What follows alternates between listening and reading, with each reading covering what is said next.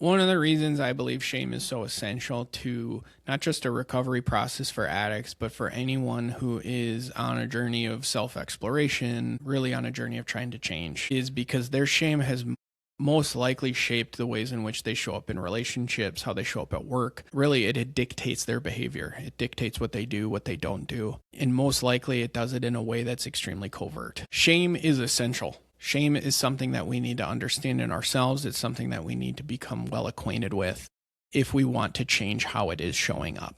I don't believe we need to get rid of shame. I think we need to harness and understand the unhealthy ways in which shame shows up to move it to more of a healthy way of expressing the shame that we experience. To put it really simply, unhealthy shame is most easily identified maybe for an individual who's living, let's say, with an addict or someone who has an addiction to sex or pornography, and they feel like they're carrying the emotional load of the family.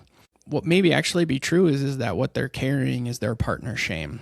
In a healthy relationship, and whether it's friendships or a romantic relationship, shame is not something that we transfer to one another. It's something that we carry as individuals, but we never hand it over to the other person to deal with. It's ours to take care of. It's ours to navigate. It's ours to understand. Unfortunately, though, for the individual who's showing up in their unhealthy shame, the burden does become to understand the unhealthy ways in which it is showing up. We have to get honest about the ugly ways in which our shame shows up. And I find that to be one of the least tolerable aspects of the therapeutic relationship, is stepping into the acknowledgement and understanding of what are the ways in which my shame is showing up that's unhealthy. And for a lot of individuals, that requires a whole lot of humility and really the elimination of denial, meaning I recognize that I have a problem and I recognize I'm a big part of the problem here.